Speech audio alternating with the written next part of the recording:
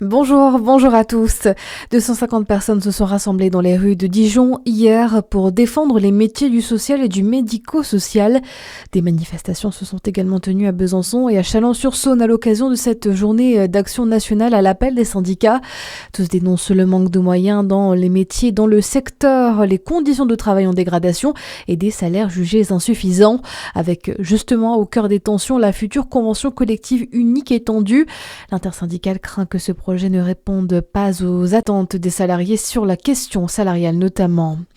J-4 avant le premier tour des élections municipales, vous êtes attendus dans vos bureaux de vote.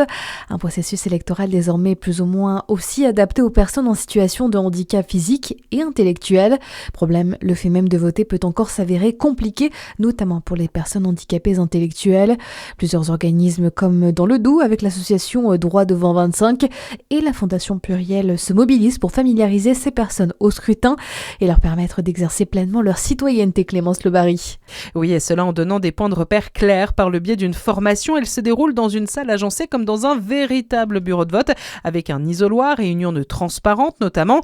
Tout est réalisé en autonomie mais de façon guidée. Une explication est donnée quant au papier à apporter, en l'occurrence votre pièce d'identité avec en option la carte d'électeur, sans oublier le déroulement du vote avec la récupération du bulletin, le pliage, l'ajout dans l'enveloppe puis dans l'urne.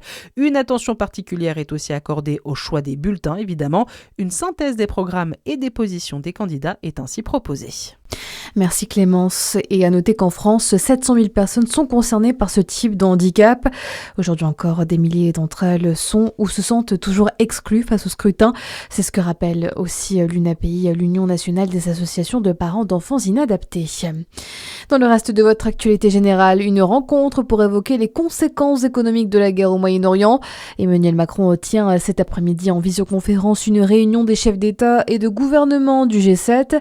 Ils évoqueront notamment la situation énergétique et les mesures pour les atténuer selon l'Élysée. Dans ce contexte, Jean-Noël Barrot était sur le plateau de France 2 hier soir, le ministre des Affaires étrangères qui a déclaré que la France n'approuve pas et ne participe pas à la guerre en Iran. Il a également appelé à une désescalade du conflit, précisant que l'Iran doit pour cela effectuer un changement radical de posture et des concessions majeures.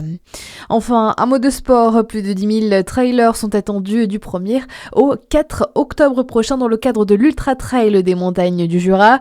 7e trail de l'année présenté hier lors d'un événement à l'hôtel de région à Besançon. Une nouveauté a été annoncée pour cette année, la Jurassienne, une course avec un parcours de 300 km en relais par équipe.